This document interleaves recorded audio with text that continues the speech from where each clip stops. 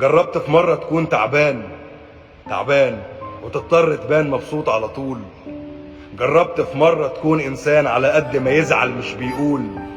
جربت تكون وحداني بجد، ولا ليك اصحاب ولا ناس ولا حد، رغم ان حياتك فيها كتير لكن اعداد من غير مفعول؟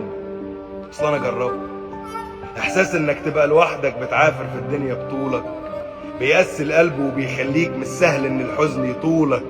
بتشوف الدنيا بعين تانية وتهرب من الناس قدر الامكان، وبتمشي طريقك مع حالك وبتفرح وحدك بوصولك.